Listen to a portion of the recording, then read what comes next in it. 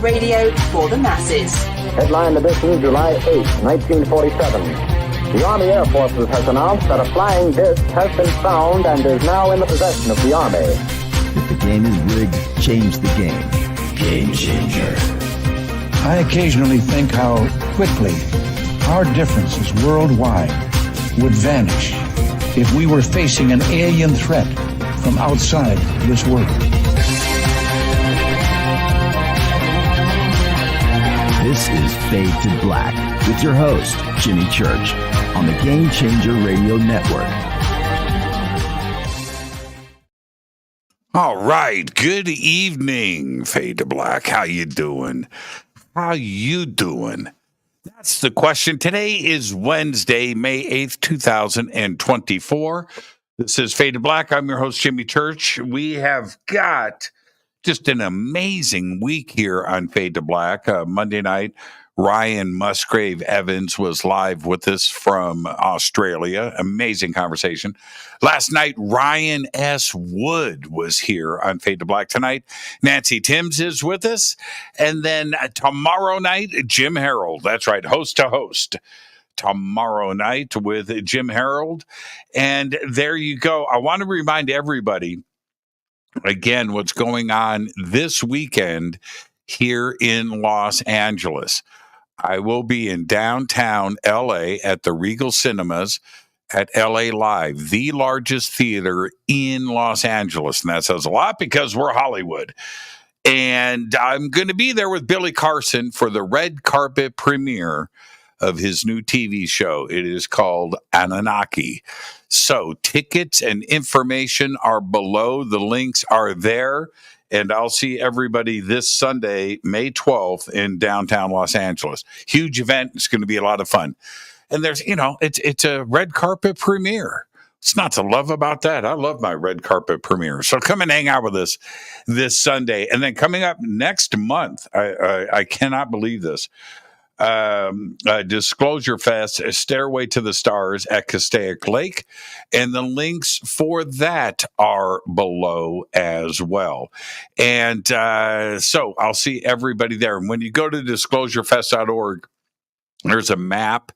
We have, I think, 75 acres. We have the beach, multiple stages, music, speaking, and so forth. So the entire schedule is up, and you can go and check it out.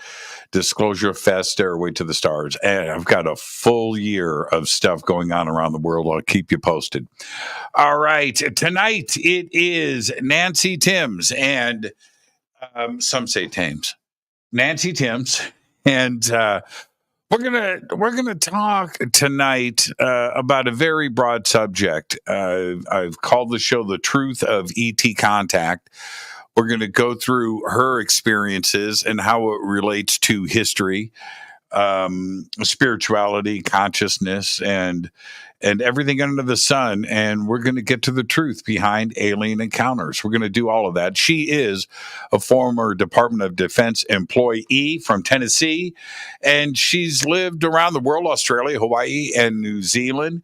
And now she's back in the United States. We'll be talking about all of that tonight. Her website is timefordisclosure.com. The links are below over on our website and throughout social media. And with that, I would like to welcome for the first time to Fade to Black, Nancy Thames. She's right there. How you doing, Nancy? Good evening.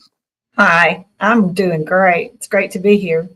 Yeah, it's great to have you with us. And you get the first-time guest disclaimer.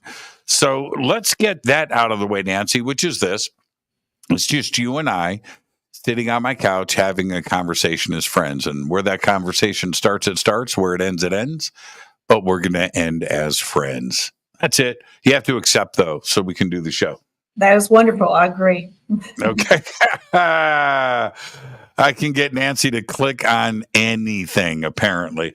Nancy, it's a crazy time right now when it comes to UFOs, ET, contact. Everybody's talking about it. It's everywhere. It's not just our community. And with your life and your experiences, Did you ever think that it would get to this point of congressional hearings and the Pentagon and everything else, the New York Times and Fox News and CNN? Did you ever see this coming? I did, because all my life I was being prepared for this. It was getting me to a higher consciousness and a spiritual level. And for a good part of the time, I didn't understand it all, but I always knew there was a reason for it. And it wasn't until I was in my 20s that I actually knew what we were working towards. But it was hard when I look at the world around me. It was hard to understand that it would start falling into place. But it's really beautiful. It's like once it started, it's like a domino effect. It's just going to continue, and it's going to be absolutely beautiful the way it all plays out. And it won't happen fast, but it is happening, and it will continue, and it's just going to get better and better. And I think as we all reach higher levels of consciousness, the main thing that I want people to understand is that it doesn't matter. We do not need governments to tell us anything. We are the disclosure. All of us, humanity, we all made a choice to be here. And we are part of something that's evolutionary for humanity. This is the biggest thing ever. And we all made a choice to be here, and we are all a part of it. So what I'm trying to do is help wake people up and get them on the bandwagon of realizing how unique and wonderful human beings are, and how wonderful our future lives can be. And we can look at our past as things that needed to happen to get us where we are today. And it doesn't matter what happened in the past. That's over with. It's those things served its purpose, good or bad. It's what we do now, how we behave now, the decisions we make now. And that's the beautiful part of this, is that I'm here and they planned all this to happen, and other people like me to be here to help people understand, because there's so much misinformation and there's so much fear. There's so much, division within humanity. And between myself and people like me is to try to get us all to realize who we are, look within, remember our soul selves, realize we are all one and we are all connected. And we have been disconnected because of certain government fractions and certain elites and dark hats, black hats, dark government. They've always wanted to keep humanity separated and in fear. And we were a lot easier to manipulate and control. And it was a good way to keep the population down at a level that they wanted to control. So now that we are waking up, things are changing. They're not going to be, once we all realize who we are and what we're capable of, and that we can all come together in unity, and there will be no stopping us. It's a beautiful thing, and it's just going to get better and better as we progress through our disclosure and through our ascension and reaching higher consciousness. Years ago, that was so beautifully said. Years ago, you would be called crazy, right? Yes. Yeah, we know that. We know. But People today, some people still do. Well, yeah. It makes two of us, so we're in good company. The days are different, though, and now you are almost mainstream. Which do you prefer?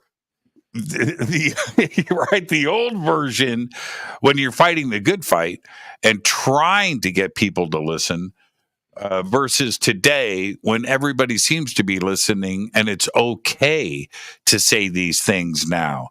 I kind of miss the old days in a strange way. I don't, because I finally know who I am and I can be myself.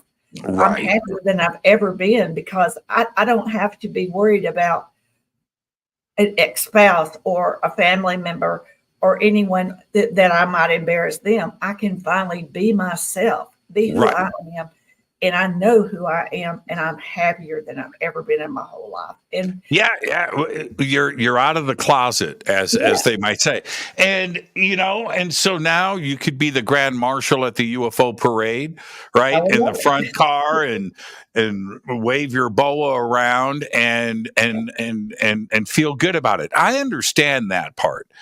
The other side of it, though, is what you just said in the beginning of the show.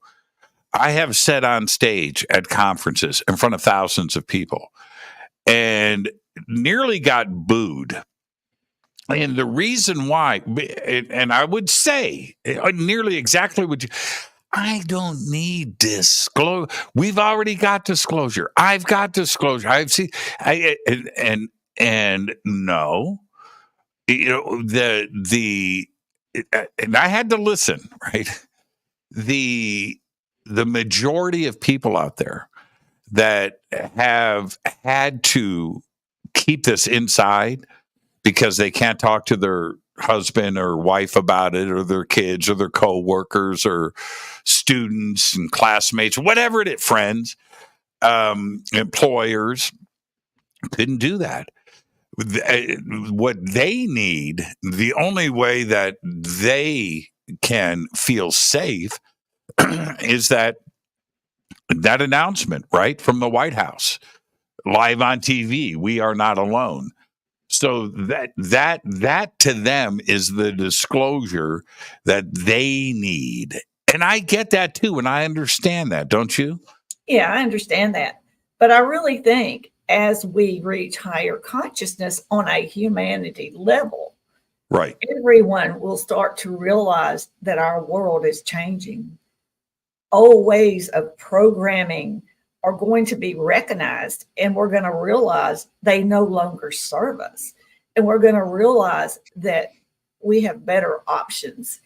And as we reach higher consciousness and realize that we are moving beyond a third dimension, that means that our vision, our awareness, our perception, everything is going to change. And what the beautiful part about that, it's not a physical thing. It is simply higher consciousness. So as we look around, we will start to notice things we didn't see before, because everything in the world around us is alive. We just can't see it because we're in a 3D world.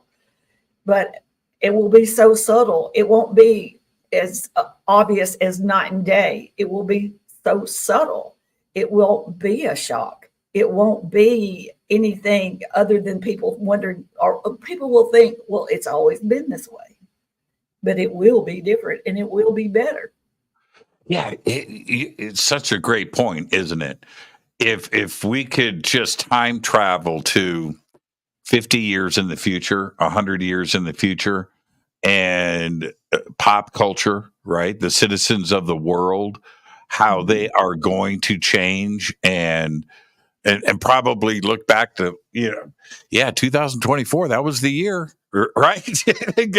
and how their perception, it will be the new normal. Yeah. And we're moving closer to that. And you're absolutely right. Let's back up a little bit. Okay. You mentioned in your early 20s. Yes. So if let's go back to when you were a kid. Okay. Was there any, you pick the year, 5 years old, 10 years old. Was there any strangeness in your family, or did you have an interest in this as a child? It's my conscious memories that I remember back. I remember being visited and being taken or going with them. I've never considered myself an abductee. I'm a contactee. And it started, what I remember is from 2 years to 3 years old. And for me, what happens, and I know it happens for my sons, because, well, at least my oldest son, he has the same kind of experiences and downloads and Kundalini awakenings and things like that. So for me, it started at 2 years old, and I have always been with the three grays, and they're hybrid grays. There's three of them. They always travel in threes. And the female, there's one of them as a female, and I am bonded with her. And she's been with me, I know now, since my birth here. But she is always who comes to get me, takes me to craft or wherever they want me to go. So with what they do is they would send them down when I was little, and I was not scared when I was little because I didn't know any different, and it was just fun and playful, and it was beautiful. You know, it was fun. They made it fun, made it interesting, and it was playtime. You know, so and I would say things to my parents like, "There's little beings in my room. I wonder if the little beings are coming," and they would say, imagination. You know, they just brushed it off as it really imagination, I guess we'll call it that. So it really wasn't until I got into junior high or in my teenage years that I became I became more fearful because the world around me was telling me I could not talk about it. You do not talk about this. I grew up in Tennessee. It's the Bible Belt. You know, you cannot talk about these things. They would put people in mental institutions. They would, you know, it just was shunned upon big time. So I suppressed it. But, you know, and I can remember hearing people talking about it, and I would listen. But I realized that my visitations were different than what these other people were saying. So I've always known something about my visits were different. And I always know that they always send the three grays. And when the three grays get me, and they would run a scanning device up and down, and it would make my body vibrate. And it never touched me, but they would scan from head to toe, toe to head. And then my body would start to lift up off the bed, or I would start to lift up off the ground. And I would be holding the female gray's hand. And she is not gray, she's reddish brown. And so after that, then they would take me and I would look down, and my bed was empty. So I always knew this is physically happening to me. This is not an out of body experience. This is not a dream. This is real. And I can remember going through the ceiling and looking around and seeing insulation and seeing things that my parents had in storage. And, you know, when I was in junior high and stuff, I was thinking, in science class, they say this can't even happen, you know, so it was very confusing, but I suppressed because anytime I tried to talk about something like that, nobody wanted to hear it. Nobody wanted to hear it at all. So, but once they got me on craft, then I would not see the grays. That's when I would see the interdimensionals that are human-like, kind of more whitish skin than we are, and they're like 7 to 8 feet tall, and they have human-like features, but they are definitely not human. And then I would see tall grays, some reptilians, Nordics, some aquatic beings, just a variety of different extraterrestrials and interdimensionals. A lot of them are ones that people never even talk about down here that I've seen, but you know, and the craft that I went to was a bunch of them. It was different races. Okay, let's not get ahead of our skis. Okay, so let's back it up again one more time. Okay. You meant, okay, so you said she. Yes. Very interesting. And now you said gray, but and she was a she, but her skin was a reddish brown. Let's talk about that for a second. Why would you call her a gray? Because she looks like grays, and I've seen other grays. I've seen there's many different races of grays, different heights, different colors, different eye structures, or, you know, a little variation in the facial features. There's many different races of grays. And so how do you, and you also said she. Yes. So how do you know I'm going to say it. I almost said he. That's okay. How do you know? The reason I know is because I love her.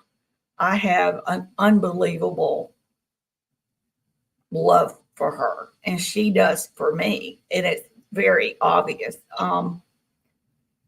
She treats me not like a human treats me, but the love is unreal. It is real. And she allows me to touch her, feel the temperature of her skin. She allows me to run my fingers like this through her fingers. And the reason I know she's female is her frequency signature.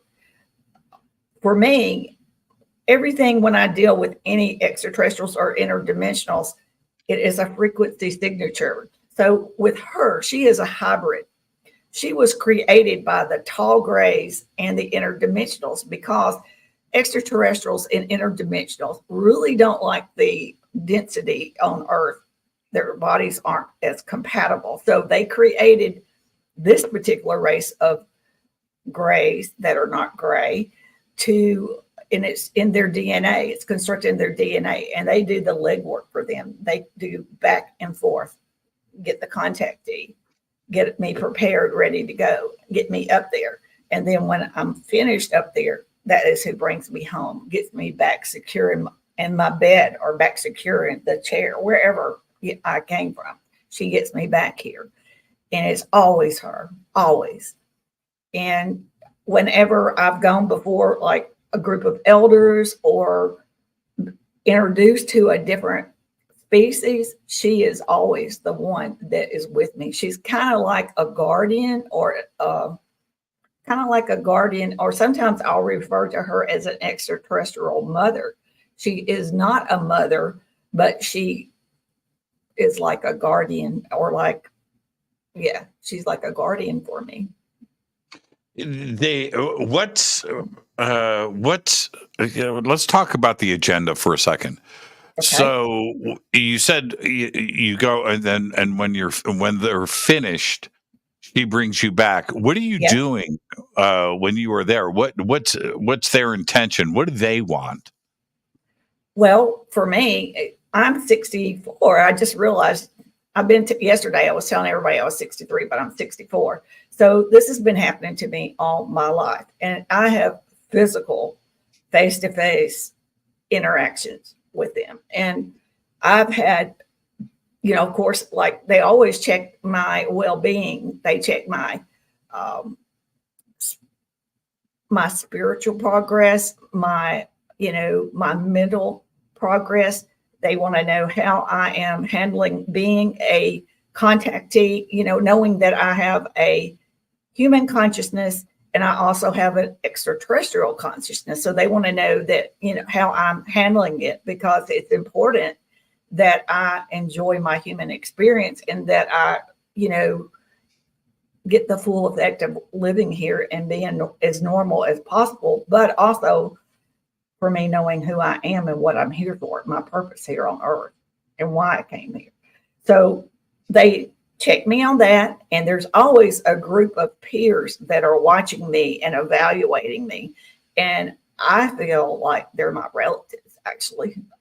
They are I have family there, and that they are watching and taking notes and, evaluating me. They've always told me I could come home if I wanted to, whenever, I'm a human. I've been through 2 divorces, several things, just like any other human. We have our good and our bad. And they've told me at times, if it ever gets to be too much for you, you can come home. And I never understood what any of that meant. It did not register with me. But now that I'm older and they gave me a Kundalini awakening, I now understand everything from the very beginning to now. I can finally put it all together. And now it makes sense. Where before, if you had asked me even 10, 15 years ago, I would have said, I wouldn't have told you anything, because I would have been afraid of what you would think. And I would not been secure enough with my own thoughts to even say such a thing, but now I know. Yeah, that's so fascinating. Okay. Yeah. Some logistical questions. How long on the ship are you there? It just normally. Do you have an idea of the amount of time that passes when you're on the ship? Well, for them in their reality, there is no such thing as time. Right. So for me, what seems like an hour when I come back, or 2 or 3 hours, if I come back and check the clock, but when I'm there, it seems much longer. It could seem like a week. It could seem like a month. It's really strange because they're in their reality. There is no time. Everything is happening all at once, more or less. And so I would say human time, it could be 2 to 3 hours, 4 hours, or it could be less. Do you sorry for asking such a fundamental question. I don't know. Are you missing from here when you're there? There has been times where, like, I mean, do you disappear? Does anybody go, okay, look? There has been times that a family member could not find me, and then all of a sudden I would be back where they'd already looked. And as far as me, at the time that these things were happening, I had I was always there as far as I was concerned. Right. Yeah, that's the interesting part. Yeah. And so where are they? I just have a bunch of things I want to get out of the way before we continue. Are they, do you know where they come from? Well, most of the extraterrestrials are within our galaxy, and the interdimensionals are, they are interdimensional, which means they could be in our galaxy or another galaxy. And I think they're kind of a combination of both. And when I ask them, like, where exactly are you from? A lot of times they'll tell me, we do not have a human word for you to understand, or they'll say, you cannot see it with your eyes with any telescope or anything like that, because if they're in a different dimension, we wouldn't be able to see it. But they all originated on planets in the beginning, but now most of them live on motherships, because what they do is they travel all over different galaxies, different universes, and they're looking for beings that are reaching higher consciousness. When they become ready to join the cosmic realm, that's what they're looking for. That's what brought the interdimensionals and the positive extraterrestrials here, is because they realize that humans are reaching higher levels of consciousness. We're moving up on the evolutionary scale. And when they started coming in great numbers in motherships, what they did was they told these lower realm extraterrestrials that had been making treaties with governments down here and actually breaking a cosmic law, because humans are here on free will and they are not supposed to overstep that boundary. But certain groups, rogue groups, went off on their own and decided to come down and trade technology with these different fractions, because each race of there's so many different races of grays. I mean, there's over 60, 63. There's a bunch. One race of them came down, and that particular race, they were all genetic scientists, researchers, and that's why they wanted to trade out technology with our governments, and they wanted to do their research, which was their agenda, had no interest in the betterment of humanity. They were very self-serving, self-centered, and that's all they wanted. And they did not care what the humans that they would come and get. They didn't care how they felt. Really, it didn't concern them. they didn't see that they were doing anything wrong. They saw it as research, and they saw it as being no different as when our scientists or biologists go out and tag and take blood samples or whatever samples off animals and stuff. So basically, they didn't consider us an animal, just like we don't think we're doing anything wrong when we're doing that. What they didn't think they were. So, but when they did do that, they were like excommunicated from the collective consciousness of the positive extraterrestrials that would not ever overstep those boundaries.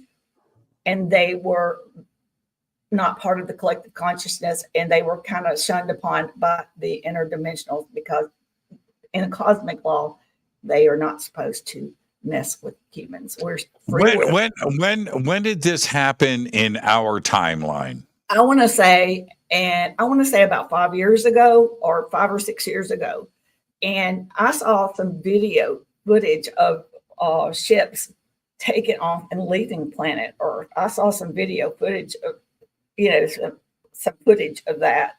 And I think it was the footage was taken from the ISS, and it showed like all these ships leaving. And that was because the interdimensionals and positive extraterrestrials told them to stop. Do not mess with humanity anymore. Your time is over. We are here now. And our agenda is what humanity is to be left alone. So when I'm talking to people and I try to explain to them that I don't think that there's any new abductions, and that ended back when they told them to. But a lot of people will argue with me and say it's still going on, but I really don't think it is. I think most of it is in the past. And you don't consider yourself an abductee. What's the difference? Well, when I was in my 20s and I saw my children, my two sons, taken for the first time, and the grace that came for them. First of all, I can tell when they're fixing to come. I know, I can feel it. My frequency changes. I feel it. So I raised up in the bed, and all of a sudden, 3 little 3-foot tall grays appeared in the room.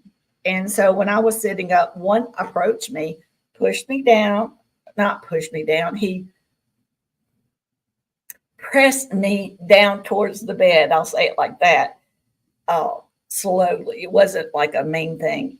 And telepathically told me, this is not about you. And then when I was down, all of a sudden I realized that he also put me in a sleep paralysis. So I was fully conscious, but I could not speak and I could not move. But they let me be awake the whole time to witness it. And I saw them take my two sons at a very young age.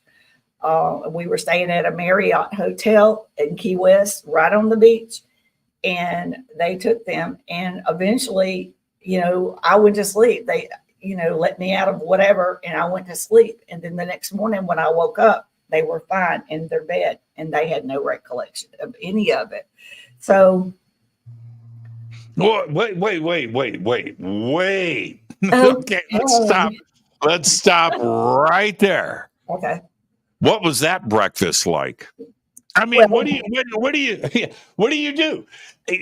Okay, you guys want to tell me where you were last night? No, I didn't do that. We were sitting there, and I would have been the angry parent, but that's another story. Upset. I was very upset at the time, very upset. So we did go to breakfast, and I asked them. I said, "Did anybody have any strange dreams or anything unusual they'd like to talk about?" And they just looked at me and said, "No." Well, that's what kids do. When you're mom, and I just sat there and I kept my mouth shut, because at the time I was married, and that was not acceptable talk of a mother. But you knew, Nancy, you knew the truth. Yes, and we've all had. Yes. Our parents sit us down and go, okay, you want to talk about last night? Tell the truth and everything will be all right. right? And you have that discussion because parents always know. Yeah. And you think you can deny or maybe stretch the truth a little bit and get away with it. No, I'm a parent. You're a parent. We know everything, right? Kids they don't get away with anything. And with your two sons, how were they? Did they feel like they should be telling you something, but they didn't remember? I think they didn't remember. I think they didn't remember. And so when I got back home, what I did was I sit down on the floor. I formed like the circle thing around me. I was sitting on carpet. And for me, I wasn't doing anything in particular. I was just trying to create a safe space I was very, very upset. And I meditated to them and asked them to please explain to me why this was happening to me. What is the purpose? What are the reasons? Why are my children involved? And so I went to bed and the grays came again for me. Not immediately. I'm not one of these people that can summon them down. I would never, ever do something like that. They're a family to me, and they're not here to show off. And I'm not here to show off. I don't do that, don't claim to. So they did come eventually on their time. And when they did, they took me before a group of elders. So I went on a craft. The female gray took me before this group of interdimensionals. And they were all of different races. And I asked them, why is this happening to me? What is the purpose? Why? And they explained to me that before being a human being, that I had made an agreement and I had to agree to come here and be here at this specific time to help humanity understand we are not alone, to understand that the day is coming at some point later in my life where we will all meet, that kind of thing. And I said, I don't remember this thing. So what they did is they presented me with a vision, and I saw myself sitting as a being, an etheric kind of being or a being, and I was waiting in a waiting area. And then they came to me and said, it's time for your human experience. And so they took me and I walked down, and next thing I do, I was seeing a vision of myself going into a woman or into a fetus. And they told me that I would not remember any of this, but they would be visiting me throughout my life to help me to remember who I am and why I came here and my purpose here on earth. So now I know. At the time they told me this, I was in my 30s. And I could make heads or tails out of it, because all I knew is that earth is it. I mean, we are here, we live here, we die here, and that's it. I knew nothing about meditation. I knew nothing about incarnation. I knew nothing about any of these things. So to be honest with you, it did not register with me really. I just, I didn't know what to think really. So this went on throughout my life. Everywhere I moved to, you think, well, okay, well, I'll be here in Australia and they'll never find me here. Oh, that's not true. You go to Hawaii, that's not true. I mean, right. It does not matter. They know everything I do. And so about 2 years ago, I was in the bed and all of a sudden my body jerks up and I'm sitting straight up in the bed. And I'm like, what in the world? And this surge, it's like an energy surge comes in through my head all the way down to the bottom of the trunk of my body. And then it goes back up. And then my body falls back down on the bed. And then I come jerked up again. And they do it again. And then I fall back. And then they do it for the third time.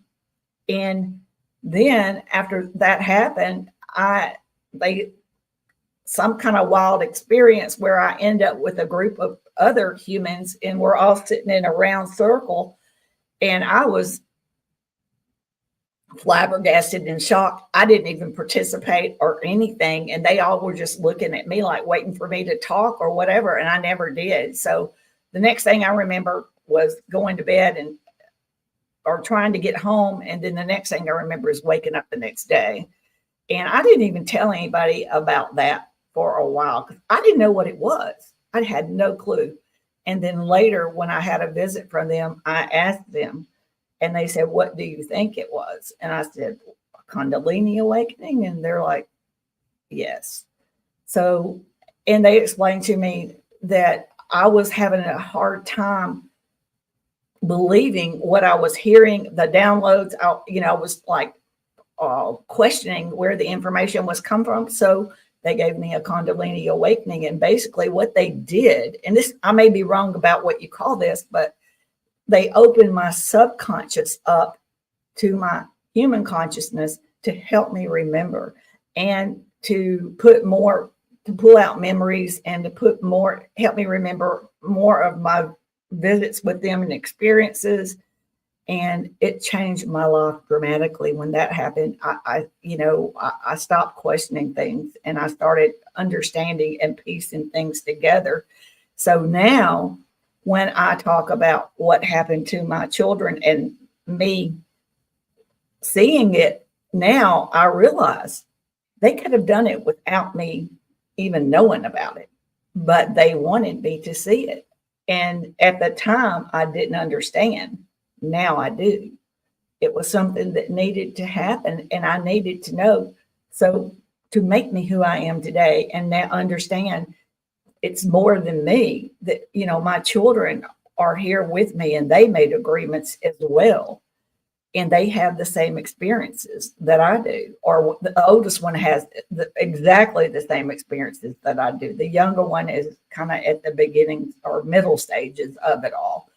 But and I know I was an interdimensional before I came here, and I made a decision to be here at this time because this is the biggest moment that humanity has ever that we're going to witness. I mean, this is it. We are reaching an evolutionary stage where we are reaching higher consciousness for the first time since our creation. And it is big. And we all, from what I've been told and what they've shown me, we all chose to be here. And we are all a part of this. We are the disclosure. Humans are realizing who we are, where our origin is from. We are all part of extraterrestrials and interdimensionals. We are part of the universe. We are part of the cosmic realm.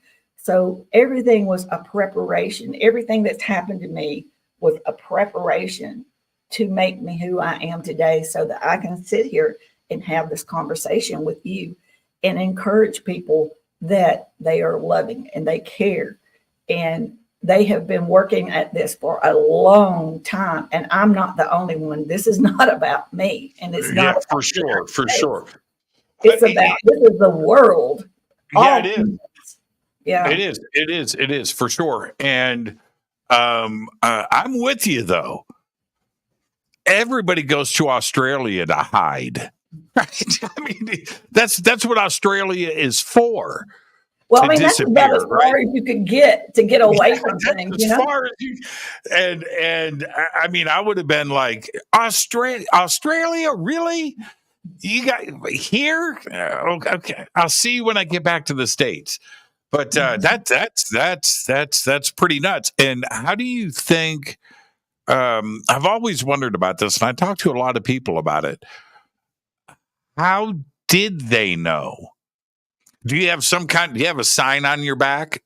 Nancy is here. You know what I mean? How did they know? Because I have a frequency.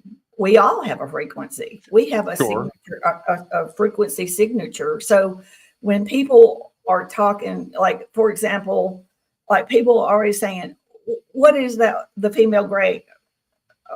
the female ET, what is her name? They don't use names. Everything has a frequency signature. So when she communicates with me, I know that it's her. She doesn't have to go, this is Jan from Zeta or Jan from wherever. Right. Have you given her a name?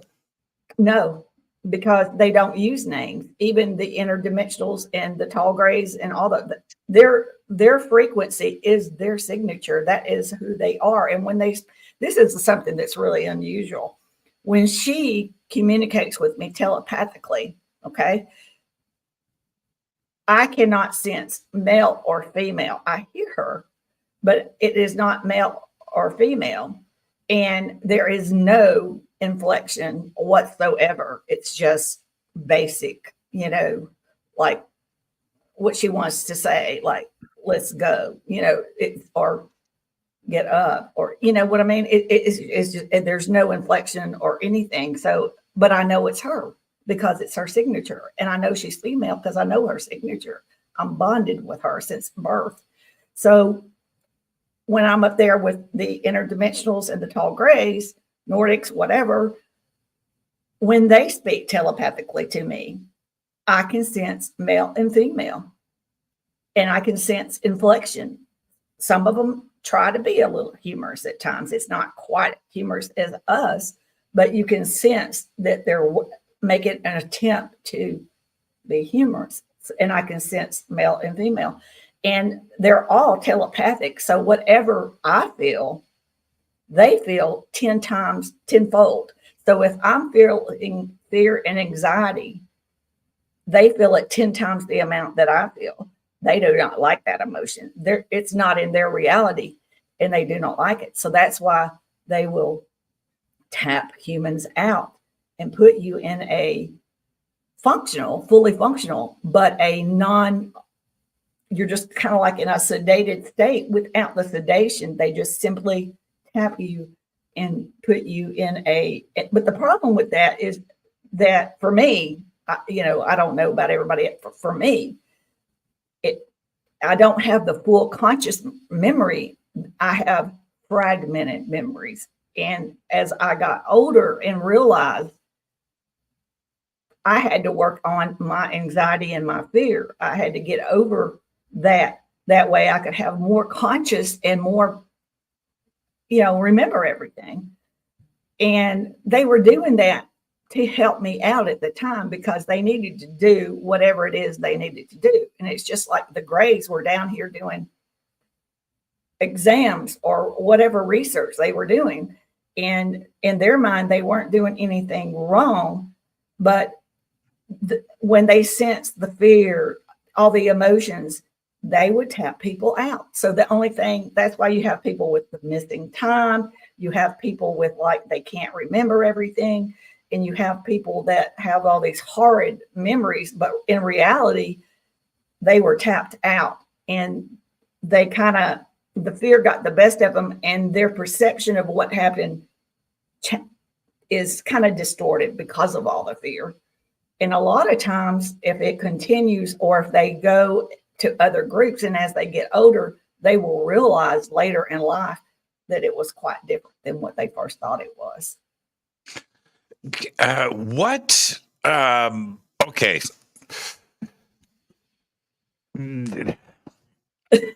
When I shared an experience, I'm not going to get into the details of it. Okay. You're the guest, but I did some regression, and something was revealed to me that I knew nothing about, and it was pretty crazy for me to say these things.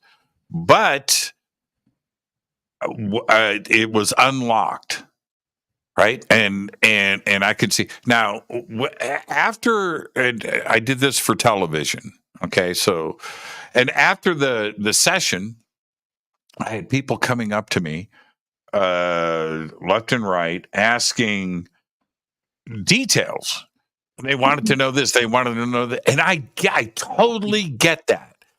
I couldn't. I mean, I could say I couldn't. They wanted, details down to the minutia, and which I didn't have. I had the basic thing, but people want to hear that stuff. And so I'm going to ask you the questions that I had such difficulty answering, which is what was the ship like? What do you, and was it always the same ship? A lot of times it is, but not always. As I'm headed towards the ship, basically when I was much, much younger, 64 years, this is a long time of doing this. Like I would be holding the female Grace's hand and we would be heading towards the ship and I would see it. And it looked like about the size of half of a football field, half of it. So, but then when we step into the craft, ooh, that thing is not, it's much, much bigger than what I saw on the outside. Were you teleporting when you say that you're approaching the ship? Well, were you in something or I've had different, I've literally been holding her hands and we're like flying up and going. And that's probably when the craft is near. But if it's further away, there is some teleporting. And a lot of times they will tap me out because there are a few times when I'm coming back, they'll wake me up just as I'm kind of getting into bed. And I still have that. It's like an unbelievable being on a roller coaster. My stomach is like whirling and it feels like really, really funny. And it's like, because of that and because of how it makes me feel, I don't know if it makes everybody feel like that. But a lot of times that's why they only wake me up like after I'm back in my room and, while they're putting me back in the bed or whatever. And so back to the ship part. Yes. Yes. So you said it wasn't always the same. No. What's that? They're all huge, but they always look smaller on the outside. And then when you go in, everything is very bright, but it's a beautiful bright. The whole place is bright. And if you look, you cannot find the source of the light at all. And it's just right. It's not too bright. It's not too dim. It's just bright. And for me, everything appears white. Everything is white. The outside is metallic looking, but the inside, everything is white. Everything is bright, and everything is it's pretty plain as far as like tables and chairs and things like that, but everything to me is white.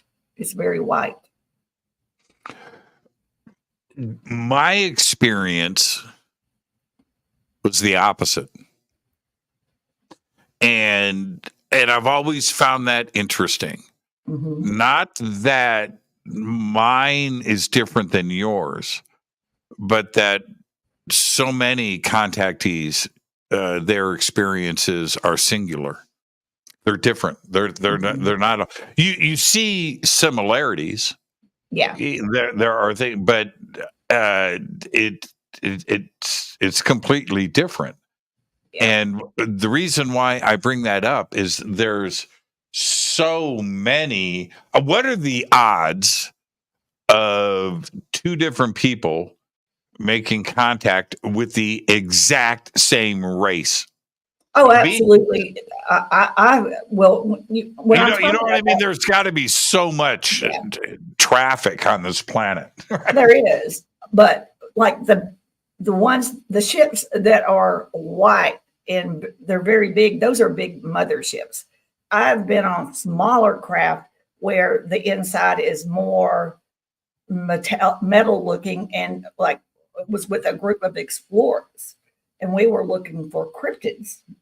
I didn't participate. I was only an observer. They wanted me to observe, and I didn't even know what cryptids were. So basically, we were looking for creatures that had jumped a dimension, and they were here on Earth or somewhere, but the ones that particular time they were looking for creatures that had jumped and they were they were not where they were supposed to be, and they were creating havoc. And the explorers I were with, and that's when I was really around some aquatic beings and some tall grays, and they were Nordic or Palladian, I don't really know. And what they were doing, they were all explorers, and they were looking for these creatures, collecting them, and they had like these screens where you could see heat sensor like thing, and then they would spot it, then they would go to it, collect it, contain it, and then take it back to where it belonged. And there were other humans on this craft with me, and they were female, and I talked to them, and they had been with them before to do this. That was, as far as I could remember, my first and only time that I was involved in that. But did I miss why? Did you say why? Why they were getting the creatures? Or yeah. Yes, because they had jumped a dimension. They were not where they were supposed to be. So we're talking about like perhaps Bigfoot, or perhaps anything considered a cryptid creature that is in our dimension and does not belong here.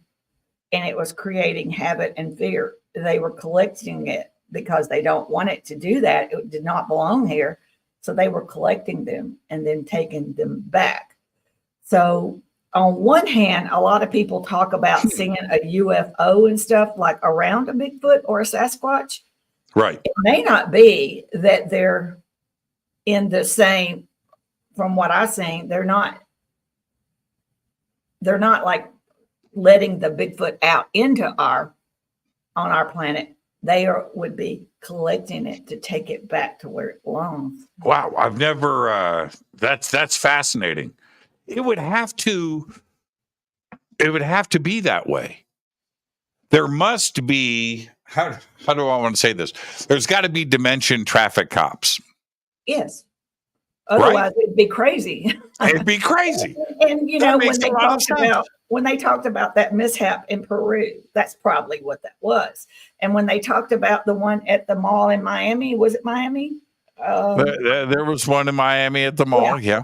So I figured that's exactly what those things were. And they were probably done intentionally by whoever to create fear. And because here we are having disclosure, things are going good. So why not stir it up a bit? And so because the government and all these groups that work together have always known that this day was coming. All of everything, everyone, all races, our own planet Earth, which is a living conscious being, by the way, all the plants and animals, water, rocks, etc. Everything is a living conscious being. And they showed me that. My son and I, they told us to go to Mexico, and we went. And they got me out in the forest and showed me all these trees and stuff talking. Anyway, so back to what I was saying, it's just, everything is alive, and they wanted us to see things. And those people, there's certain people that have never wanted us to know these things. They wanted us to keep us dumbed down at a lower level of consciousness and never reach it. Because once we know, and there's no going back, and there's no stopping humanity at that point. They can't do anything.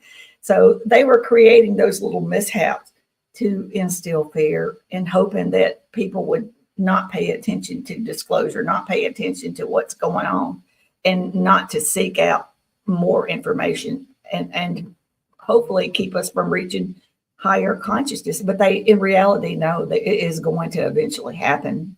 It's going to happen. Before we take a break, we're going to do that right now. I just wanted to make this quick comment. It reminds me of, and I was so surprised about this, reminds me of the end of the movie Everything Everywhere All at Once. I have not seen that. Okay, well, it's about dimensions and the multiverse and all of that. I have to watch that. But as great as the movie is about in a basic sense, a mother and daughter relationship. Daughter rebels. All of our kids do it, right? At least for a couple of years. They always come back. I'm sorry. Right. Okay. So anyway, but that and daughter goes off to wreak havoc in the multiverse, and she becomes, a leader in the multiverse. Mother is here on Earth, but the end of the movie, they kiss and make up, right? Like all children do. But their consciousness, their soul, is now in two rocks on the edge of a cliff.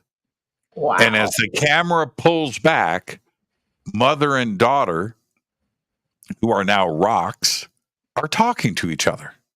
And they're looking at a beautiful sunset. And so, but that's what you're referring to here. Exactly. Yeah. And it reminds me of that movie. And you just need to really be aware of everything and just try to respect everything. Exactly. And especially don't yell at your car. If you want to get up and go to work tomorrow, right? You want that car to start and to love you back, right? Be good to it. It's like that, isn't it? It really is. I mean, when I went to Mexico, it was a wake-up call for me because I had trees literally communicating and laughing at me.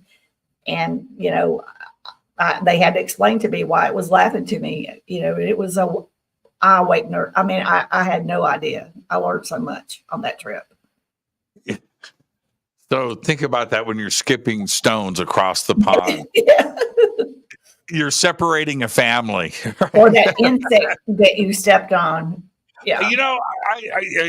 Okay. So, all right. I debated about telling this story, but this is how my twisted mind works. Okay. Last night, it was 11 o'clock or so. My downstairs bathroom, one of my downstairs bathrooms, I'm walking in and I turn on the light. It's 11 o'clock at night.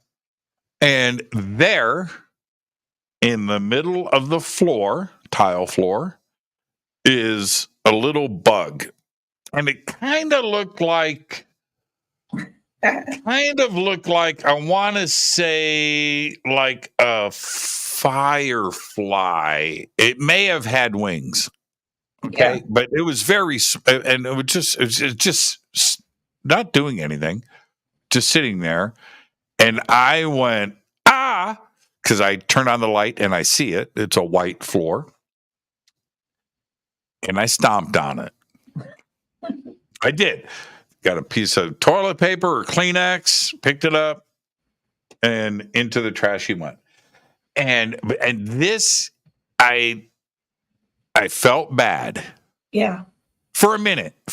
No, it didn't last. It didn't last a whole long time. But this is what I thought. This is what went through my mind.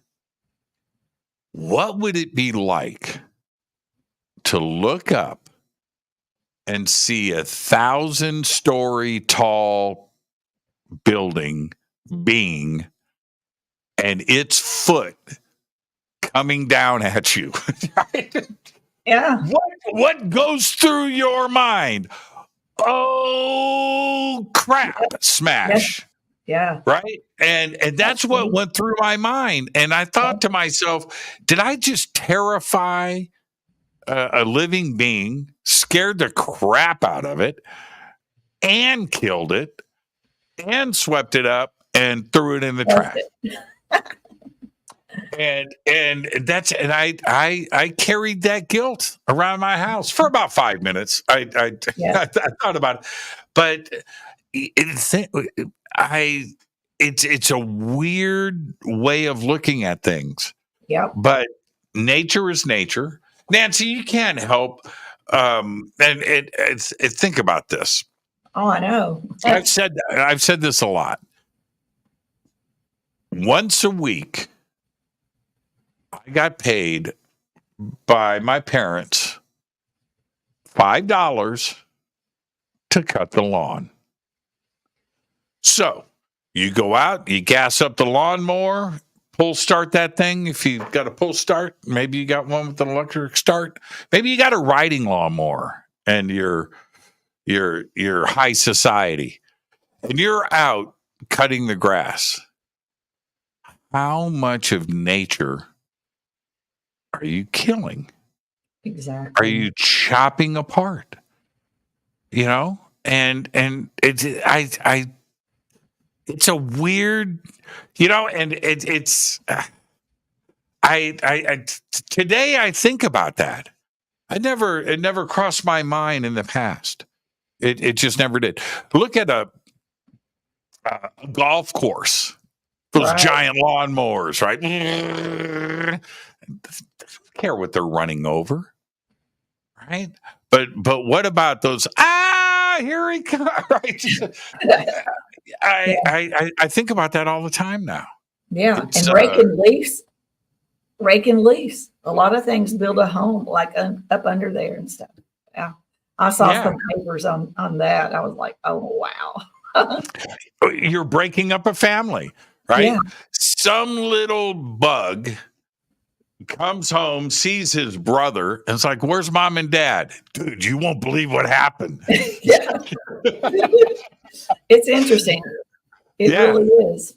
I mean, it's a lot to think about. And we talk about and we question abductions. Fishing is another example of that. Exactly. Fishing is an example of that. And I go out to this lake every day, and I got to get to this break, but I go out. I have a motorcycle, I have a bike, and I ride out to this lake, and I do it. I meditate, and I don't meditate. Oh, I meditate while I'm riding. Right? Yeah. Okay. So anyway, so I ride out to the lake, and there's always, you know, people fishing, families, kids, and, you know, sitting by the bank and doing their thing, the family thing. But think about that. I do. Now I understand the cycle of life, but if you catch a fish and throw it back, all right, and that fish goes home and says, man, I was abducted today. Exactly. Yeah. No, you weren't, man. You're making stuff up. No. And I went to this other world, and it was crazy. And this giant alien being held me and looked at me and then threw me back here. You're just making stuff up, man. You're crazy. No, man, there's a whole nother universe out there. That's the world we live in. And when you speak about this stuff, Nancy, people need to listen. Yes. You know, we don't understand everything. And to those fish that live in a lake, that is their universe. That's their world. That's their galaxy. Anything else would be science fiction to them. Exactly. Right? Yes. Let's take our break right here. Okay. Our guest tonight, Nancy Thames. We are talking about the truth behind ET contact. This is Fade to Black.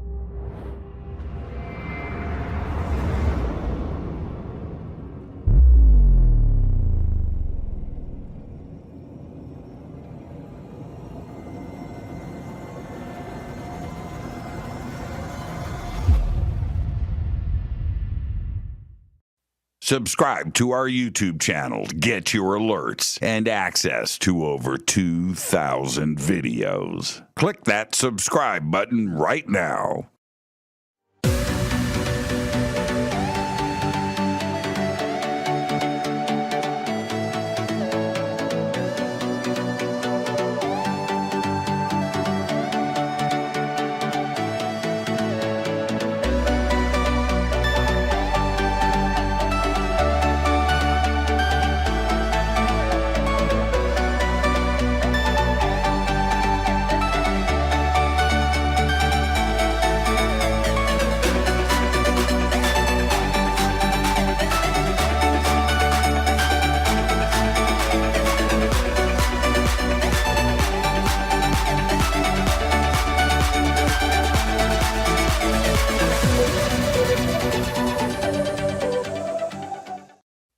to jimmychurchradio.com and get the Fade to Black official podcast. 2,000 episodes, all of them commercial free for just $2 a month.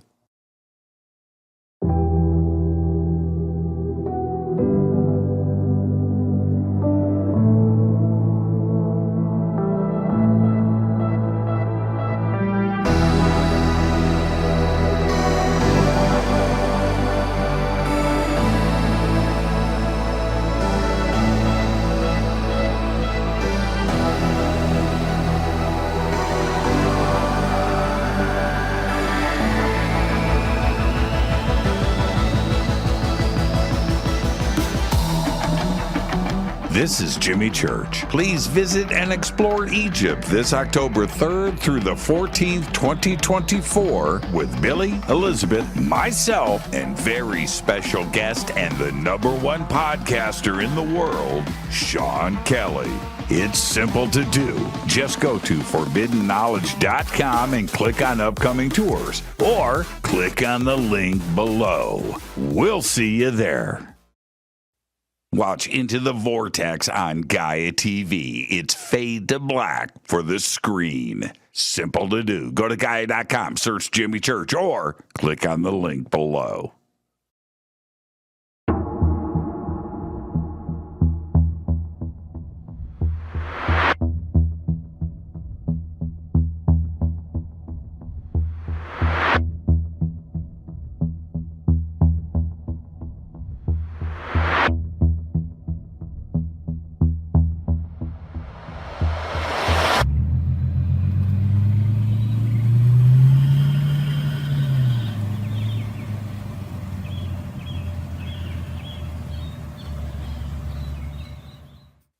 Follow Fade to Black on Twitter at JChurchRadio. Get all of the show updates every single day. It's now called X, but who cares? How you doing? Jimmy Church here. Special announcement. Get your Fade to Black t-shirts. That's right. Help support the show. Help support everything that we do over here. We've got 2 t-shirts. We've got 2 ways to get them. And right now, if you get a Game Changer membership for a limited time, you will get Fade to Black Blend coffee with your Game Changer membership. That's right. We have 2 t-shirts. We have the original, the classic Fade to Black t-shirt. You know you want one. Post a picture, send it to us. We'll put it in our Fade to Black gallery. And we've got the new official Fade to Black t-shirt drawn by Michael Oming. 2 t-shirts, 2 ways to get them. Get yours today. Everything is in stock. Everything gets autographed. Everything includes shipping. And you're going to get a tracking number. And with a Game Changer membership, you get an email to me. You get unlimited commercial-free downloads of the show. Those are uploaded every single night after the show to the website. So don't delay.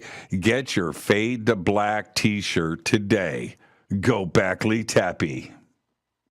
Go to jimmychurchradio.com and become a Fadernaut. Get a membership. That's right. Everything is commercial free. You have access to downloads, and you get to call yourself a Fadernaut.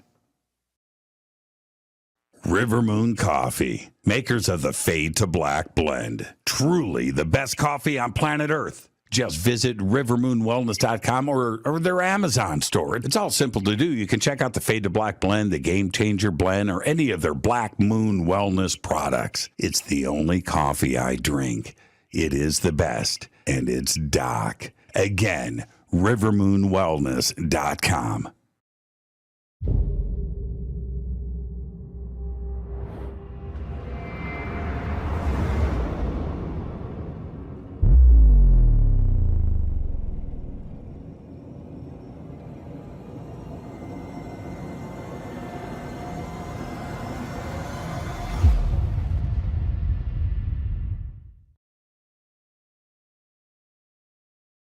Okay, welcome back. Fade to Black. I'm your host, Jimmy Church. Sorry for the delay.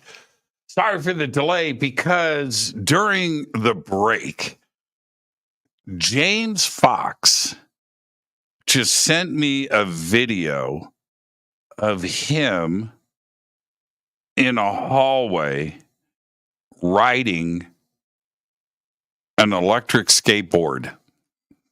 Here it is. See if you can see it.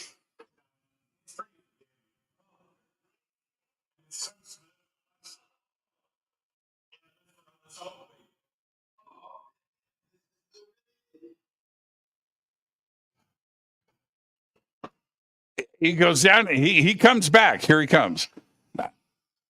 Now, I don't know who that is standing there. It's probably the halls of Congress. He comes back. Oh man! And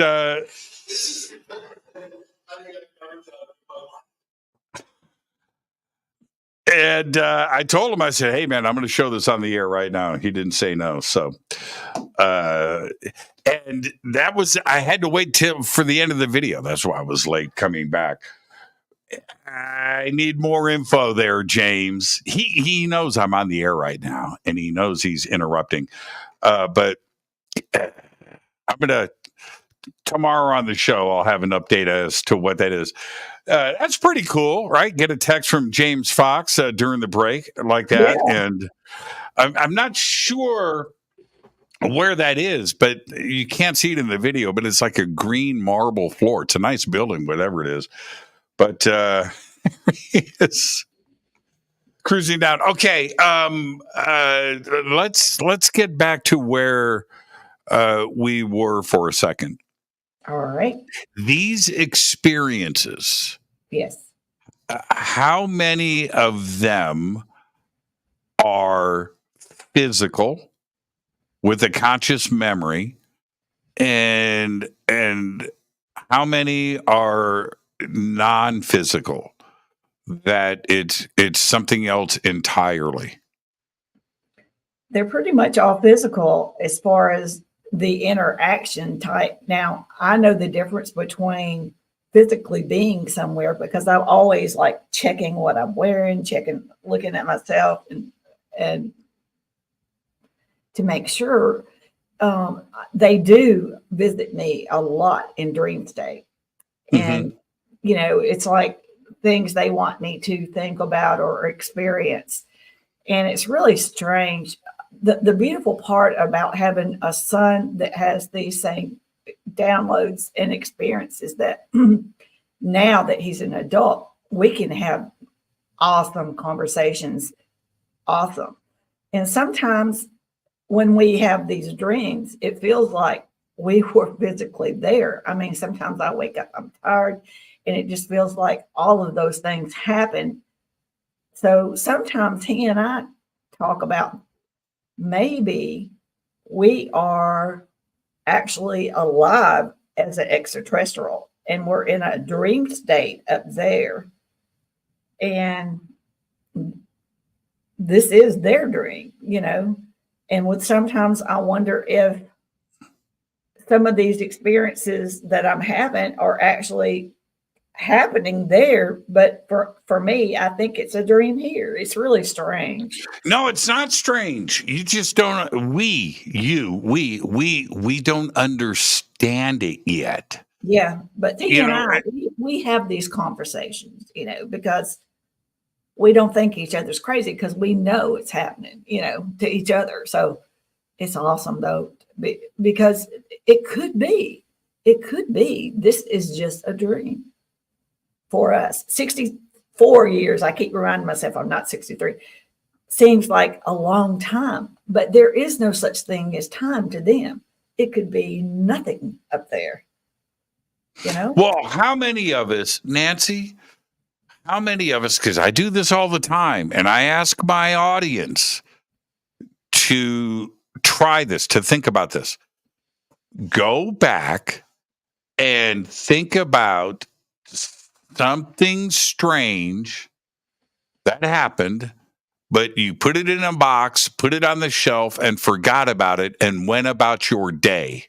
Yes. And just go back and think about it, because when I do that, I find these strange, these little moments, right? But life gets in the way. You've still got to go to school. You've still got to go to work. You've still got to go shopping. You've got to get food. You got stuff to do, right? Yes, yes, So those little strange events get forgotten, yes. and you just go back and think about it, because it may be something else. But how many of us, probably the majority of the planet, everybody has had something strange happen to them, but they don't stop and think about it. It just gets put, it's put on a shelf, it's packed away somewhere and forgotten, isn't it?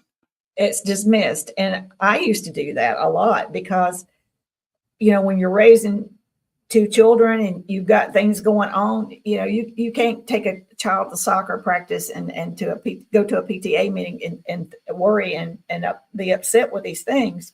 Life goes on. So yeah, you do put things on the back burner, or you just say, okay, I'll deal with that later. Yeah. So I think everybody has had some kind of experience, even with extraterrestrials, because if it's not physical, at least in a dream state, because that's the easiest place for them to interact with us, because in dream state, we're less likely to be afraid. We have no borders or boundaries, except our brain does put up some things, but it's an easier, more relaxed state to reach people. I really think that we've all had experiences and we just have put them on the back burner and just thought, oh, that was a crazy dream. Now, you had mentioned circle of humans, and you were there. Was that? Can we go back and visit that for a second, because we just moved right past it? Yeah. Was it like? Hi, my name's Nancy, and I'm an experiencer, right? And hello, Nancy, welcome. They knew who I was. It wasn't like that. But what was it? What was going on? Well, the female gray presented me more or less and was with me, and then I simply asked, "Why is this happening to me? What does this mean?" And they were in like when I say a circle, it was more or less like a big U, like a U. And there were many of them, and they were representing like different races, different aspects, I guess. I don't really know. And they were called elders, is what I was told. They were a group of elders. And but they were humans. They were humans?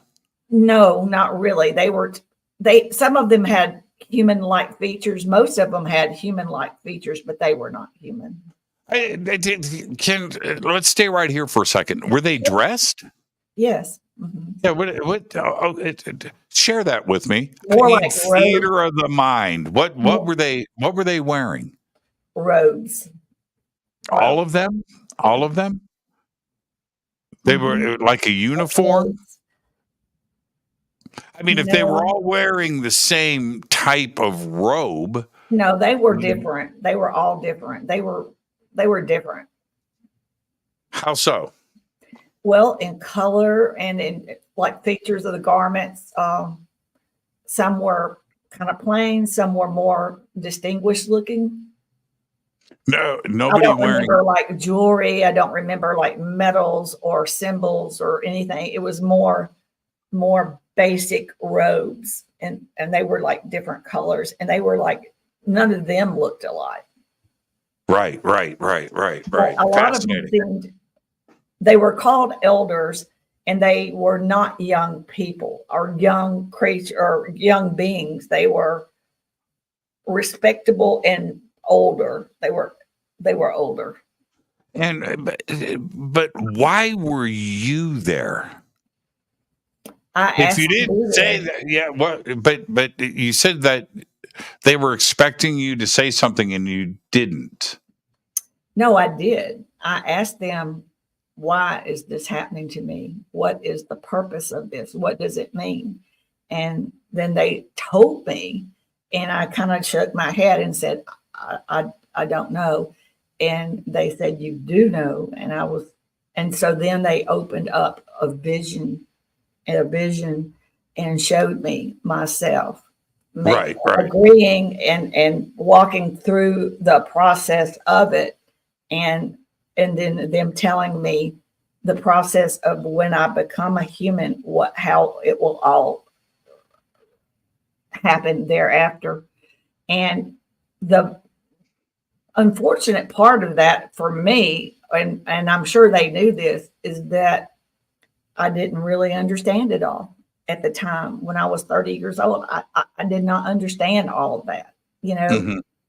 I heard what they said and I remember it, but it did not make total sense to me at that point. Did you get any information about ancient history and specifically humans, Homo sapiens sapien? We somewhere about 200,000 years ago, we lost a pair of chromosomes, right? And we have 46 pairs today. Primates have 48. Humans, for some reason, have 46 pairs. But it would seem, and I'm no anthropologist or biologist, but it would seem to me that somebody did the snip snip. And when we talk about aliens coming here today for research and experimentation, it could very possibly be that snip snip was intentional by somebody that knew what they were doing. Did you get any information about their interaction with humans in the distant past and prehistory? My understanding is that we are a creation of many different races, not just one race. So that's my understanding, is we have many different tweaks or different pieces of DNA from many different races. So, and it's also my understanding that they had a part, not the total, they were not totally involved, but they played a part in the creation of our planet and of us being here in our creation. They were a participant. Who the other participant, it may have been creator source, because they believe in creator source. And they all have souls, and they live much, much longer lives than we do. And basically, from what I understand, they've been watching us all this time, and they've just been waiting for us to reach higher consciousness. And as we do, certain things in our DNA will start to activate, because they have been intentionally dumbed down and kept dumbed down to keep us at a more of at a lower conscious, where certain fractions could dominate and manipulate us and play their game. We are not free. We have never been free. From the minute we're born, we are not free. We're given a social security number, and we play a part in in these higher elites that work with certain fractions of extraterrestrials that are not part of the positive or the collective consciousness, but they kind of all work together. And they have been dominating us and keeping us dumbed down by putting toxins in our food, our air, our water, and everything on our televisions. Everything is controlled to keep humanity separated, and to keep us in fear, and to keep us from knowing our true origins, to keep our pituitary, our pineal gland, crystallized, because the pineal gland is what should be activated and give us higher consciousness, give us glimpse of intuition and telepathic abilities, but we have been suppressed down. And it's also a way of them controlling the population on Earth by keeping us dumbed down and dependent on synthetic drugs. We die at an early age. We should be living much, much longer than what we are. So basically, the interdimensionals and positive extraterrestrials have known that this is going on, but they cannot interfere with certain things because they are bound by cosmic law to not interfere. But they have been waiting for us to get to the stage where we start realizing things in our world are changing and we need to change with it. But as far as going back, they don't really tell me everything. I do not know everything. I think I kind of am told things as I need to know them. Basically, my function is to do what I'm doing right now. And what they tell me is for us not to dwell on what has happened in the past. We need to be a forgiving race. Everything that's happened in the past got us all here to this point at this stage in our evolution. Our evolution is what's important, not what's happened before. We have to learn from those things, but not dwell on them and become better humans by not repeating the past and learning from them, but moving on and realizing we are better than those things and we can be better humans. And we have everything in the world to look forward to. And they've showed me visions of all these things. And I know it's hard for people to, that's part of the problem with the disclosure, is that a lot of things are going to come out that are not going to be well digested among the public or anyone, but we will have to forgive and forget and move on and realize it's just like in our lives, we're human, we make mistakes. Sometimes we have to make mistakes to become stronger and to learn. Being here on Earth is a school. It is a learning experience, and these things have to happen for us to evolve and learn and become higher consciousness. We have to go through some of these things. It's kind of like when we're first born, we have to crawl before we walk. And it's just like a butterfly. I think Stephen Greer kind of talks about this. A butterfly is in a caterpillar in a cocoon. And a lot of people stand there watching it, trying to work its way out. And if you help it, then it will not develop those muscles and the intelligence to know how to get itself out of these bad situations. So by helping it, you would be actually killing it, because it would not be able to withstand life and experiences in the future. So that's the way we are. We had to go through what we went through to make us as strong and intelligent and wise, and where we're going to be in the future. We had to go through this process. That's what I tell you. It's so true. I was earlier this week, I was texting with an old friend that I've known for 35 years. And I'm 60, by the way. I'm going to be 61, so we're the same age. So turn back the clocks, right? 35, 40 years ago, I'm 20, 25 years old. Mm-hmm. And we were, and she has grown up. She is just one of the most amazing people that I know. And her service to others is just extraordinary. But 35 years ago, we was crazy, right? and we ran around. We just did crazy stuff. Yeah. And we were talking about that, and not, we weren't getting into specifics, and I'm not going to do that now. But this is what we both said to each other. We survived, and it got us to where and who we are today. That's And what I matters. wouldn't change a thing. Exactly. And it's just so funny. You think about that. Why would you change the past? You wouldn't.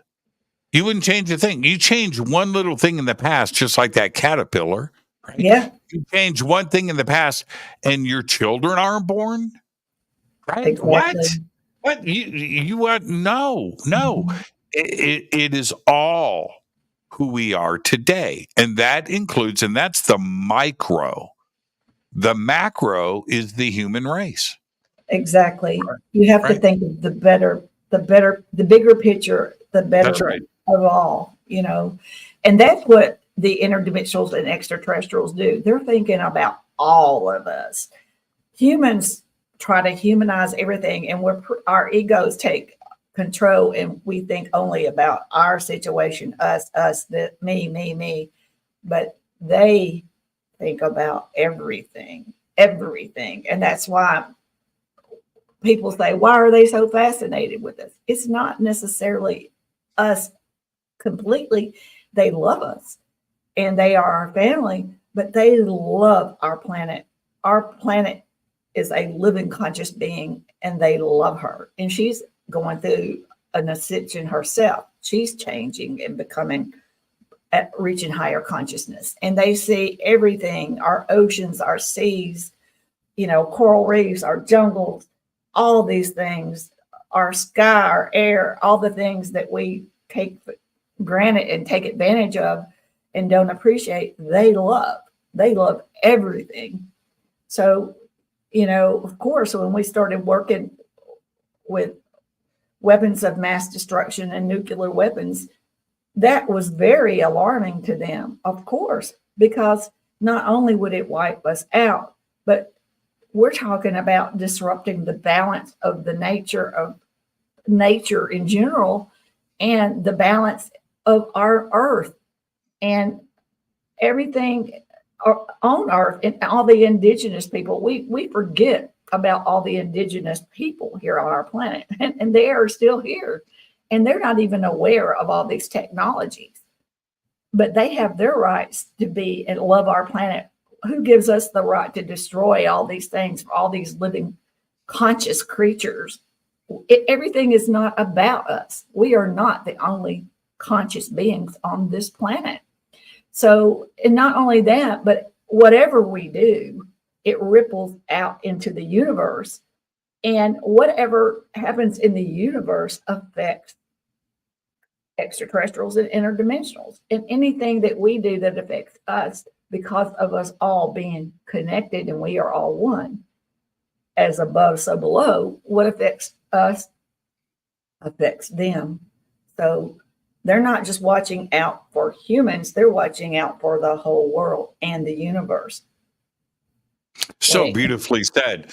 And this is the strange part about that. I'll use the classic example. Martians. Okay, so the word, what does that mean? Somebody from Mars, right? We understand that. We understand that concept. If they're from that planet and that planet is called McDonald's, they're McDonaldians, right? Okay, so McDee's, yeah, they're McDee's. And so here on Earth, we have to get that mentality about us. We're still, we have borders. Yes. And we have concerns with different cultures. We are not calling ourselves Earthlings. ET looking at our planet does not see, Americans and Chinese and they don't see that. No. They see Earth. We are Earthlings. And that's why that is so beautifully said. Yeah. We have to move on from that. We do. We have to. And we need to realize our connections with our planet, our connections with everything on it. And what they told me is that when we were created, our planet was created, everything we ever needed as far to sustain us throughout our lives, cures for whatever, food, everything was put here. So, they're either sitting on the technology. I have a hard time believing they haven't found like cures for cancer or cures for all these diseases and stuff, because everything we ever needed is here. It was put here intentionally for us. Everything works together, and it's because we are all one. So it was done beautifully. And unfortunately, throughout the years, we have lost, and it's not our fault that we've lost our connections and understanding of who we are. We were manipulated. We were programmed to ignore these things. And now we think it's more important to have materialistic things. And that's why my son and I, they wanted us to go to Mexico and meet this indigenous people, the Zapotec. And we went up and stayed there for 7 days. And half the time we didn't even have electricity, and we had no hot water. We didn't even take a shower for half the week. But the people there were so eco-friendly. It was an eye-opener for me, because they lived off the land. They lived off the grid. Some of them had electricity. Some of them did not. And the ones that had electricity, they did their cooking outside. They foraged the forest and stuff to collect as much food and things. And they raised their own animals and eggs and all this stuff. And they all shared. It was like their community all worked together, and they all shared, and they understood their connection to the planet. And when they took my son out to the woods to forage for the whole day, he went hiking with them, and they were showing him how they would find like a cluster of mushrooms, and they would only take 3. They considered them a family of mushrooms, and they would only take 3. Okay, all right. They don't take them. They give each plant. They take what wood they need. They don't destroy the whole tree. Yeah, I love that. Because, I love that. They take what they need, and they appreciate what they take. And that was like, oh my gosh, it was such an eye opener for me, because their respect for all these things. And they were saying, don't take it all, give it a chance to continue to live. It was amazing. It was the most amazing thing that's ever happened to me, was that experience with my son and them getting there. And once we were there, they came to visit us every single night. They were coming to get us every single night to teach us different things. One thing they wanted to talk to me about the AI technology, and everybody's like running around, oh, it's going to destroy us, or we're going to turn into that. So they wanted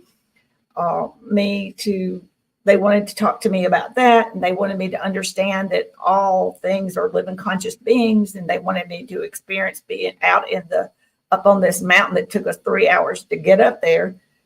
And these people are the Zapotecs, and they're also called the people of the clouds, because when you get up to their areas where they live, you look down, the clouds are all below you. Right. And it was very cold up there. So it was just a wonderful learning experience. And it was all orchestrated by them, giving us downloads and telling us to go there, because they wanted us to look at things different. And for me, they know, for me to be able to speak and do these things, I need to experience it. I'm not a person that likes to read something or watch something. I need to see it myself. I need to experience it myself. So I was up there all week without electricity, without hot water, but it didn't matter. We had gorgeous meals, and they made do with what they had.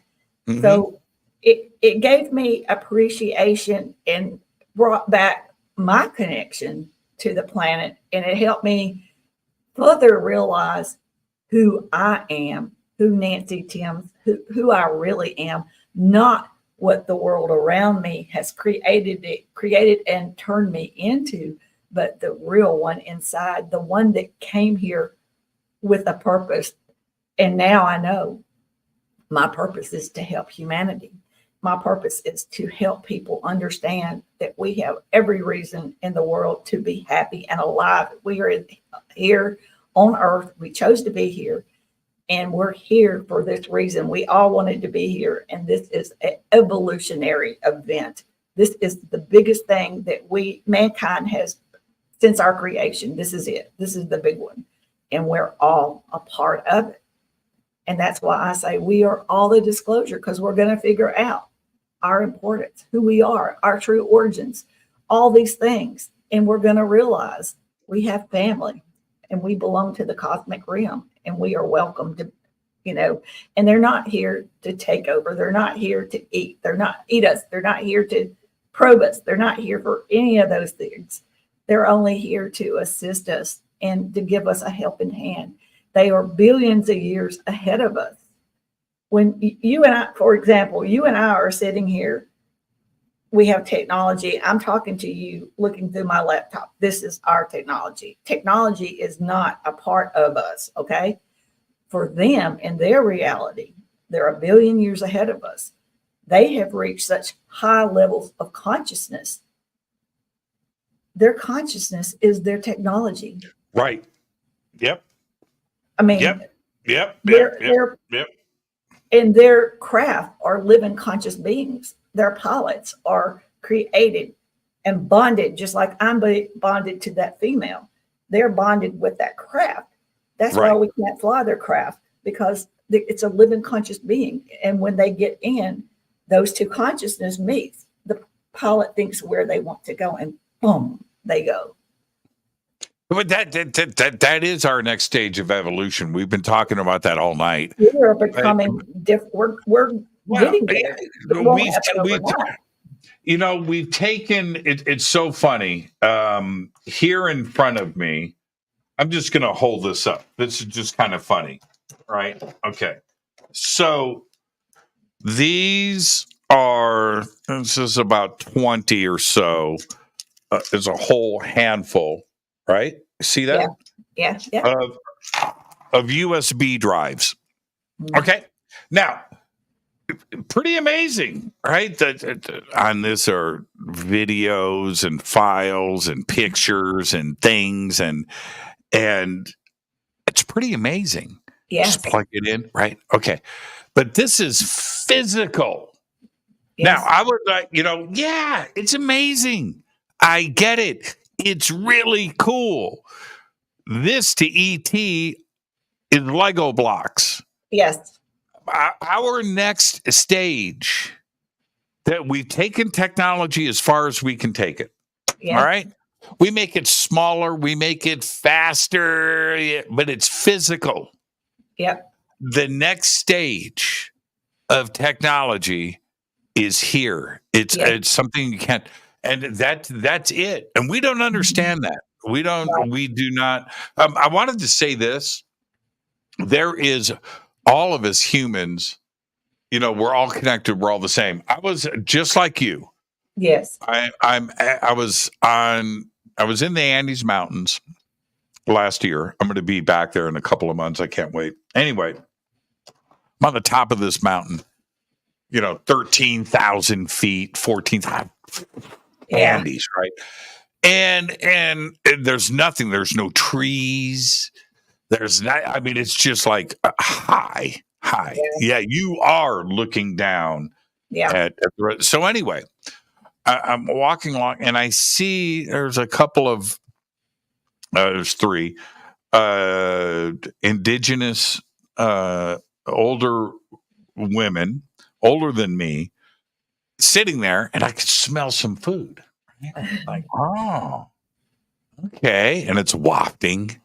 And I just kind of walk over to them, and we don't speak each other's language, but we speak the language of food. Yeah. I'm like, what you guys cooking? Let's check this out a little bit. And then a friend of mine came up who spoke and translated. and got them laughing as he's telling them about me. And that was pretty funny. So I sit and I eat with them. And so anyway, I was like, where did this food come from? And my friend translates, and and he goes, from their farm. Yeah. I'm like, where is it? Right? And that's back to your point. They figure out how to get it done. Yeah. You know, I'm eating this corn, right? This corn, the most amazing corn I've ever had in my life, at 13,000 feet. Yes. Where is this farm? Where are they growing this corn? In their yard. You know, where's the village? How are you getting here? And it was just wonderful. And I was asking them on, they were just laughing and they were asking me questions too as well. And they asked me about Elvis Presley, of course, you know, and yeah. So to have that connection is incredible. It is. And that's the part of this planet that we can't, that's precious. It is. And the control of it is in the hands of the few, like you were saying earlier. Yes. And it's not their right to feed me on the top of the Andes Mountains is going to be taken away by some idiots. Right. No, that's not cool. No. That's not cool. It takes away their rights, but you know what? Takes away my rights too. Yeah. To go up and hang out and bond with these beautiful people on a mountaintop. Yep. Man, I love this planet. They have no clue about, about a war or about the technology that could, push a button and wipe everything out. They have no inkling of those things. It's beautiful. I'm glad they don't. Well, and to that end, they can tell you all about E.T. Oh yeah, they all. Everybody that not all, that wouldn't be the truth. But when I brought up the subject with people around the world, but we're specifically talking about Peru. Oh yeah. Well, yeah. It's like, what? Yeah. It's crazy. They're not watching Ancient Aliens. No. This is how they was raised. Right? It's a whole different thing. And you're right. Their rights as earthlings, shouldn't be messed with. And that's where we've got to grow up a little bit. I think we're getting close. Do you think we can handle the truth? Yes. Like I said, it won't happen overnight, but it is going to happen. And it's, the way that they showed me, the visions I see, it will happen slowly. And they know how to do this. They've been planning for this for a very, very long time. And it will happen so slow. And it will not be the shock that everybody thinks that will happen. They think people will just do crazy, crazy things. They will do it in a way that it is beautiful and everybody is a part of it. And that's the beauty of this. We are all a part of this. And they're helping to instigate that. That's the way they want it. They don't want us to be freaked out. They don't want us to. They want it done. It's just like in our creation and even our designs of our bodies, everything has been done in a beautiful, precise way. It's beautiful. And they'll do this the same way. They've been planning this forever. And it's very important. And it's very important to humanity. And they will not mess it up. It will be beautiful. Did they help build the pyramids? I think the pyramids were there before the Egyptians. And I think Well, that's easy. That's easy. We all know that. and Yeah, I know that there were high tech civilizations from way back that they don't want us to know about, but it's so obvious that they were there. But yeah, they've interacted throughout the beginning with different, and it's like, they wrote all the books and tried about the Anunnaki, and the Anunnaki were real, but there were other beings that came here and interacted with humans. There's no question about that. The Anunnaki were not the only ones at that time. There were other ones there. Have you seen, and if you haven't, check it out. I think the movie is called, I want to get this right. I think it's called 65. And so the movie, I'm not going to give it away. Well, screw it. So an astronaut from Earth is in a ship and he loses control and crashes on this planet. And the planet's got trees and jungle and stuff like that, vegetation. And so he goes through, his ship is crashed, right? It's crashed, can't fly away. That part's done. So he learns to survive. And he's going through, he eventually, he dies. He gets, but what the reveal is, I don't want to give away a whole lot, but is that you see a Tyrannosaurus Rex. Wow. Okay, so you think to yourself, wait a minute, he's from Earth, right? But he time slipped or something happened. And that was part of the reason why he crashed. But he crashed 65 million years ago before the dinosaurs went extinct. That's why the movie's called 65 million. But the reason why I bring that up is that idea is not that far-fetched. And true. Right? And what could be buried and found that does a reveal like that? Right, it's probably already happened. Yeah. These are the discussions I love. Yeah. I think about it all the time. Yeah. You go around Mexico or Guatemala or Honduras, Belize, and Peru, Bolivia, Egypt, right? And you go to these ancient sites, and you just have to ask yourself, how did this get done? Right. Somebody taught somebody how to do this. Yeah, they had knowledge about the stars and constellations, and there was no way that humans would have known that without engineering and math and art and how about the cultivation of plants and everything, the domestication of wheat. And I'm sure they use frequency at a level that we don't understand, but use frequency at a vibrational level to move some of these things, or it has to be that way, Nancy. Mm-hmm. I mean, you go to Sacsayhuaman or you go to Baalbek or you go to these sites and you look, the megalithic sites, not the modern stuff, but the megalithic, and you're looking at a 2,000-ton block.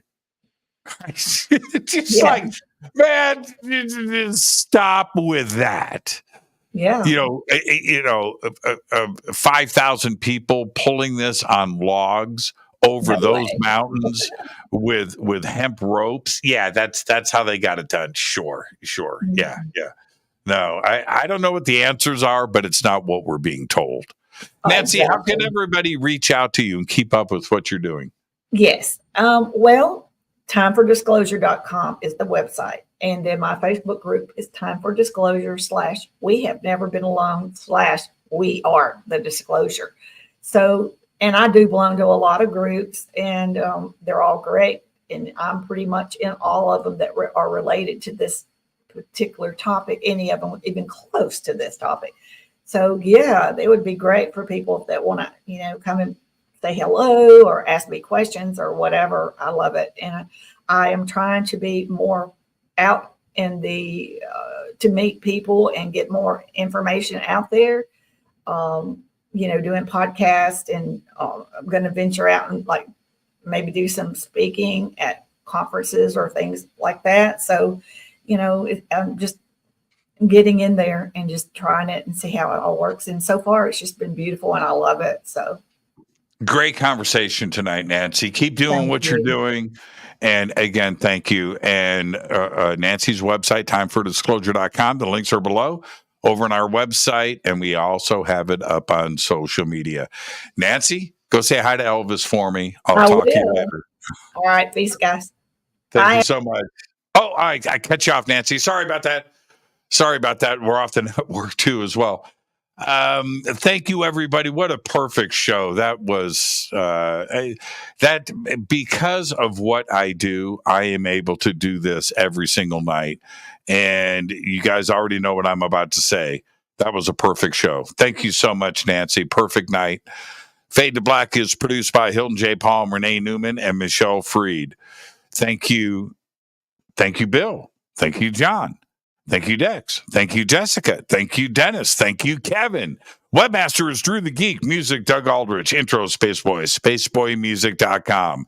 Fade to Black is produced by KJCR for the Game Changer Network, and this broadcast is owned and copyrighted 2024 by Fade to Black and the Game Changer Network, Inc. It cannot be rebroadcast, downloaded, copied, or used anywhere in the known universe without written permission from Fade to Black of the Game Changer Network. I'm your host, Jimmy Church. Tomorrow night, right here, Jim Harold. Until then, I want you to be safe. Go back, Lee Tappy.